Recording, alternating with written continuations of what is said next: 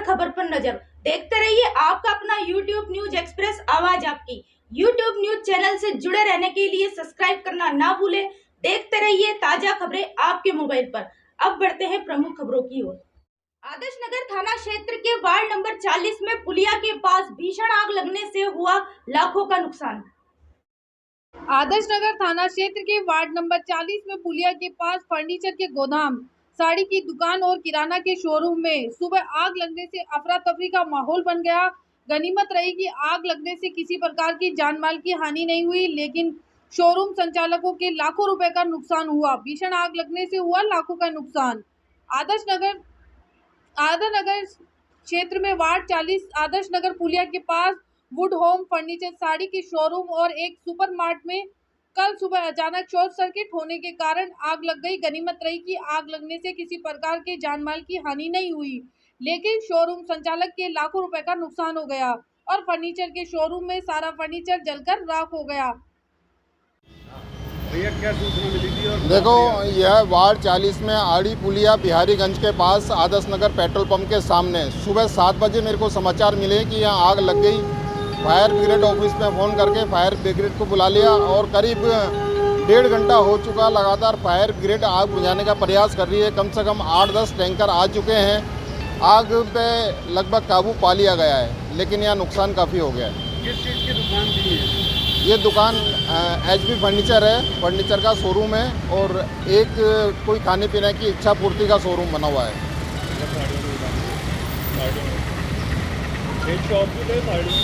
हाँ, एक बुटीक है, साड़ियों की शॉप वगैरह भी है। करीब 3 शोरूम है इसमें और आग ने तीनों शोरूम को नुकसान पहुंचाया है।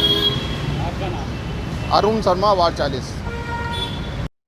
जिला कलेक्टर महोदय द्वारा चिकित्सीय उपकरण का हैंडओवर चिकित्सा संस्थान को किए जाने का कार्यक्रम। जी सर, किस तरीके का उद्घाटन किया गया है और किन के द्वारा? देखिए, जो हमारी HP कंपनी है, जो हमारे कंप्यूटर IT सॉल्यूशंस करती है, उन्होंने आज हमारे 10 इंस्टीट्यूट्स को अपग्रेडेशन के तहत कुछ इंस्ट्रूमेंट्स, लैपटॉप्स, फर्नीचर्स और सीरम एनालिसिस वगैरह प्रोवाइड किए हैं। मेन मकसद है कि पेशेंट को कितनी जल्दी बेनिफिट मिलता है। पेशेंट अगर आता है उसका ऑनलाइन रजिस्ट्रेशन हो जाए। रजिस्ट्रेशन के बाद में उसका जो डेटा है उसमें फ्रीज रहेगा हमेशा, और जब भी आएगा तो वो डेटा उसको एनालिसिस मतलब डेटा उसके क्लाउड में रहेगा। तो जो भी चिकित्सक उसको देखना चाहेगा तो उसकी सारी पर्चियाँ, उसकी सारी हिस्ट्री उसमें आ जाएगी। साथ ही जो भी मशीन दी है उसके अंदर 5 मिनट के अंदर हमारे 64 टेस्ट होकर रिपोर्ट सामने आ सकती है। तो आप प्रिलिमिनरी डायग्नोसिस करने के लिए आसानी होती है। साथ ही ये जो अपग्रेडेशन के साथ इन्होंने कुछ हमारे को फर्नीचर इत्यादि भी दिए हैं और अब ये चाह रहे हैं कि 10 गाँव अजमेर डिस्ट्रिक्ट के डिजिटलाइज करना चाहते हैं, जिसमें फ्री वाईफाई हो, सारे असेस ऑनलाइन हो। तो उसके लिए भी इन्होंने कलेक्टर साहब से आज बात की है और शीघ्र ही ये इस पर CSR करके 10 गाँवों को भी कंप्लीट वाईफाई, ऑलमोस्ट वाईफाई करके हुए और पूरा डिजिटलाइज करने का इनका प्रयास है।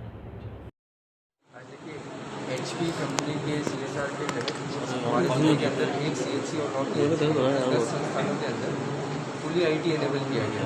उसके अंदर पेशेंट के रजिस्ट्रेशन से लेकर मशीन से लेकर समस्त टेस्टिंग को ऑनलाइन कराए जाने का एक ऐसा एक नवीन उपयोग है जिसको हम प्रारंभ कर रहे हैं। फ़ायदा ये होगा कि अगली बार जब पेशेंट दोबारा यहाँ पे आएगा तो उसको अपना रिकॉर्ड दिखाना नहीं होगा, सारा का सारा रिकॉर्ड ऑनलाइन होगा। तो ये नवीन उपयोग जिसको यहाँ पे हम 10 इंस्टीट्यूशन पे चालू कर रहे हैं। मेरा मानना है कि यदि ये सक्सेसफुल हो जाता है तो जो हमारा पेशेंट आ रहा है उसके लिए भी बहुत ज़्यादा सुविधा हो जाएगी। साथ ही साथ डॉक्टर्स को भी जो इलाज देना है उस इलाज को देने के अंदर बहुत ज़्यादा सुविधा हो जाएगी और जो पुरानी हिस्ट्री है उसको भी हम अच्छे से जानेंगे। सर, ये एक ही डिस्पेंसरी में है सर? अपने 10 जगह पे अभी हो रहा है, एक CHC और 9 PHC। ठीक, शुरुआत इसका चेकिंग करेंगे, अगर अच्छा रहा तो कुछ और अच्छा। ठीक सर, थैंक यू। सैनी माली समाज कार्यकारिणी के चुनाव नगरा स्थित मालियान स्कूल में संपन्न हुए। आज मालियान विद्या समिति भजनगंज अजमेर की कार्यकारिणी के चुनाव हुए हैं। उसमें 6 पद हैं और 6 पदों पे 6 ही नामांकन पत्र आए हैं, इसलिए 6 पदों पर सभी प्रत्याशी निर्विरोध निर्वाचित हुए हैं।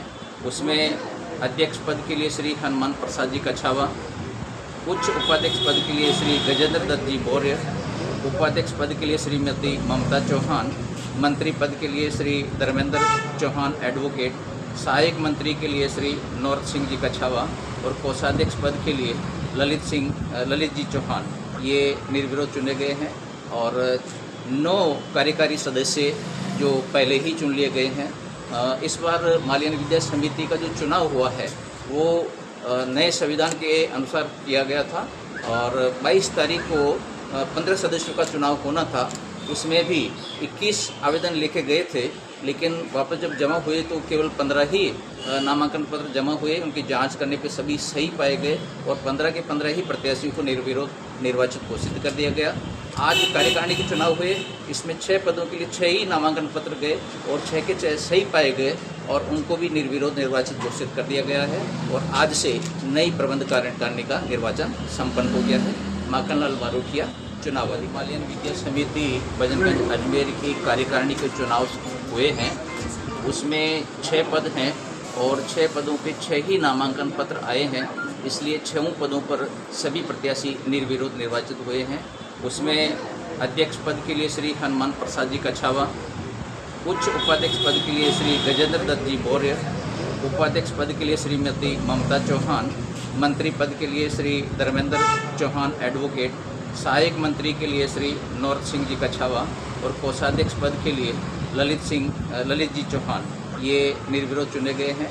और 9 कार्यकारी सदस्य जो पहले ही चुन लिए गए हैं। इस बार हिमालयन विद्या समिति का जो चुनाव हुआ है वो नए संविधान के अनुसार किया गया था और 22 तारीख को 15 सदस्यों का चुनाव होना था। उसमें भी 21 आवेदन लेके गए थे, लेकिन वापस जब जमा हुए तो केवल 15 ही नामांकन पत्र जमा हुए। उनकी जांच करने पे सभी सही पाए गए और 15 के 15 ही प्रत्याशियों को निर्विरोध निर्वाचित घोषित कर दिया गया। आज कार्यकारिणी के चुनाव हुए, इसमें 6 पदों के लिए 6 ही नामांकन पत्र गए और 6 के 6 सही पाए गए और उनको भी निर्विरोध निर्वाचित घोषित कर दिया गया है। और आज से नई प्रबंध कार्यकारिणी का निर्वाचन संपन्न हो गया है। माखनलाल मारोठिया चुनाव अधिकारी। वीर दल राजस्थान और परोपकारी सभा भवन के तत्वाधान में पुष्कर रोड ऋषि उद्यान में चल रहा शिविर, जिसका समापन हुआ।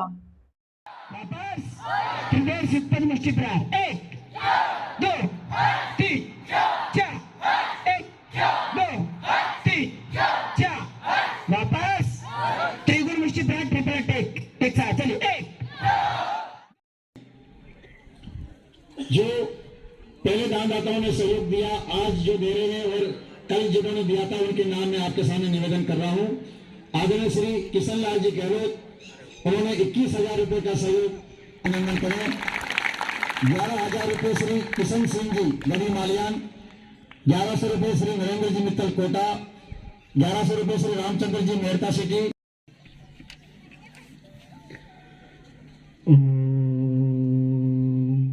भूर्भुवस्वः तत्सवितुर्वरेण्यं भर्गो देवस्य धीमहि धियो यो नः प्रचोदयात्। सभी धर्म प्रेमी सज्जनों, आर्यवीरों, आर्यवीर दल का यह शिविर आज संपन्न हो रहा है। वीर उसे कहते हैं जिनमें उत्साह हो, शौर्य हो और समाज राष्ट्र के लिए अपना योगदान कर सके। ये बच्चे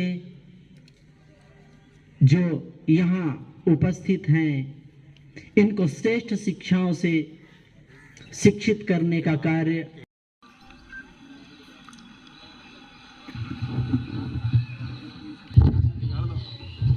आज आर्यवीर दल के जो ये अंतिम इनका जो प्रोग्राम है उसमें मैं आया था और यहाँ मुझे बहुत ही उत्कृष्ट ये कार्यक्रम देखने को मिला। जो भी बच्चे इसके अंदर पार्टिसिपेट करते हैं उनको बहुत संस्कारित किया जाता है और वो अपने जीवन के अंदर आगे बढ़ सके, उसके लिए ये जो इनका कैंप है वो बहुत ही सराहनीय है। और मैं NS निर्माण MD AVNL अजमेर आज यहाँ ये उपस्थित हुआ हूँ देखने के लिए। मेरी सभी जो शुभकामनाएं हैं मैं इन सभी को, आयोजकों को और बच्चों को देना चाहता हूँ। धन्यवाद। ज्येष्ठ माह की अमावस्या पर महिलाओं के बड़ वृक्ष की पूजा की व कथा सुन उपवास किया और अपने परिवार व बच्चों की खुशहाली की कामना की। आज ज्येष्ठ कृष्ण पक्ष अमावस्या है और आज की अमावस्या को बड़ा अमावस्या कहा जाता है, जो अमर सुहाग प्रदान करने वाली होती है।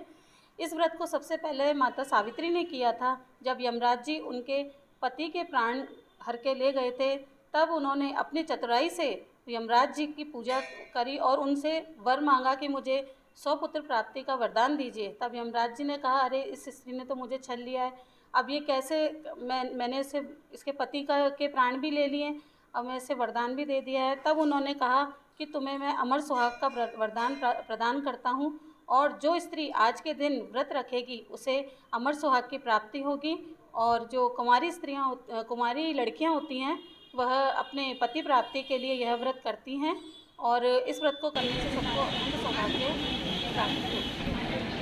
राखी शर्मा, शिवसागर मंदिर, आगरा की।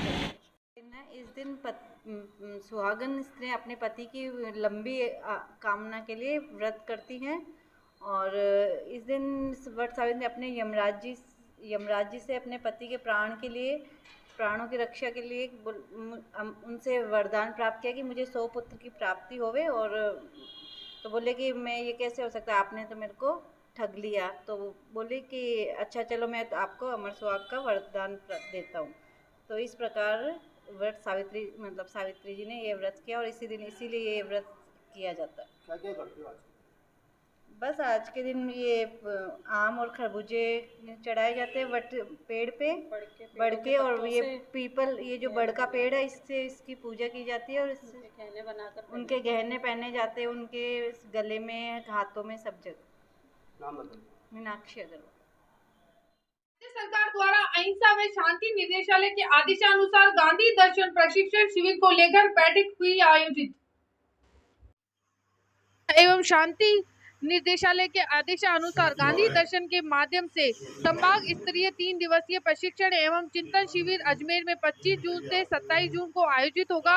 इसी की समीक्षा हेतु सोमवार को जिला कलेक्टर सभागार में संभागीय आयुक्त की अध्यक्षता में चारों जिलों के कलेक्टरों द्वारा बैठक आयोजित की गई, जिसमें गांधी प्रशिक्षण शिविर को लेकर विचार एवं चिंतन किया गया।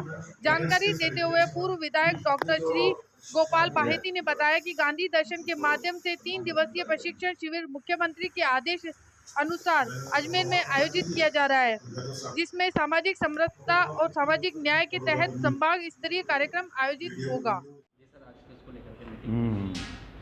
राजस्थान सरकार के अहिंसा एवं शांति निदेशालय के निर्देशों की अनुपालना में अजमेर संभाग स्तर पर 25 से 27 जून को गांधी दर्शन के बारे में प्रशिक्षण की कार्यशाला होगी। इस संबंध में हमने आज बैठक की है, और संभाग के चारों जिलों अजमेर, भीलवाड़ा, नागौर, टोंक, चारों जिलों के जिला कलेक्टरों में गांधी दर्शन के जो संयोजक है उनके साथ बातचीत की है, और प्रतिभागियों की जो सूची है हर एक उपखंड से 7, तो संभाग के 45 से 315 प्रतिभागियों की सूची हमने तैयार कर ली है और जयपुर भी भेज दी है। और 24 तारीख को शाम को हमारे सारे जो सभी चारों जिलों से जो प्रशिक्षण प्राप्त करने के जो प्रतिभागी हैं वो आ जाएंगे, और हम 3 दिवस तक गांधी दर्शन के ऊपर जो है उनको प्रशिक्षण देंगे, और बड़े अच्छे खुशी के माहौल में अच्छे ढंग से व्यवस्था करेंगे। इस बारे में हमने आज बैठक आयोजन किया। भारतीय विद्यार्थी परिषद के कार्यकर्ताओं ने जिला कलेक्टर को सौंपा ज्ञापन। अखिल भारतीय विद्यार्थी परिषद लॉ कॉलेज इकाई परिषद के प्रतिनिधि मंडल के सोमवार को जिला कलेक्टर को ज्ञापन सौंपकर लॉ कॉलेज की 4 दीवारी बनाने की मांग की। जानकारी देते हुए इकाई अध्यक्ष दिनेश चौधरी ने बताया कि राजकीय विधि महाविद्यालय पूर्व में GCA कॉलेज में संचालित किया जा रहा था, परंतु 8 वर्ष पूर्व महर्षि दयानंद सरस्वती विश्वविद्यालय के पास जमीन आवंटित कर कॉलेज का निर्माण किया गया। लॉ कॉलेज को संचालित किए जाने लगा, लेकिन काफी वर्षों से 4 दीवारी न होने के कारण छात्र छात्राओं को आवारा पशुओं से खतरा बना रहता था। कई बार कॉलेज प्रशासन को अवगत कराने के बाद भी मांग को पूरा नहीं किया जा रहा। इसी के चलते अजमेर जिला कलेक्टर को ज्ञापन सौंपकर तुरंत कार्रवाई की मांग की गई। आज अखिल भारतीय विद्यार्थी परिषद की लॉ कॉलेज इकाई के प्रतिनिधि मंडल ने कलेक्टर महोदय से बात की। कलेक्टर महोदय ने आश्वासन दिया है कि 4 दीवारी निर्माण और सीमा ज्ञान के लिए तुरंत कार्रवाई की जाएगी, 1 हफ्ते के अंदर इस पर कार्रवाई की जाएगी। हमने पूर्व में महाविद्यालय प्रशासन में इस पर ज्ञापन प्रदर्शन किए हैं, लेकिन उसके बाद कोई कार्रवाई नहीं हुई। उसके पश्चात हमने आज कलेक्टर महोदय से मुलाकात की है, तो कलेक्टर महोदय ने हमें आश्वासन दिया है कि इस पर जल्द कार्रवाई की जाएगी और दोनों मांगों को जल्द से जल्द पूरा किया जाएगा। आपका नाम? दिनेश चौधरी, इकाई अध्यक्ष ABVP। नियमित खबरों से बने रहने के लिए देखते रहिए आपके मोबाइल पर न्यूज एक्सप्रेस आवाज आपकी यूट्यूब न्यूज चैनल को भी लाइक करें, सब्सक्राइब करें, शेयर करें। नमस्कार दोस्तों, मैं सीमा, तब तक के लिए इजाजत, मिलते हैं कल नए बुलेटिन के साथ।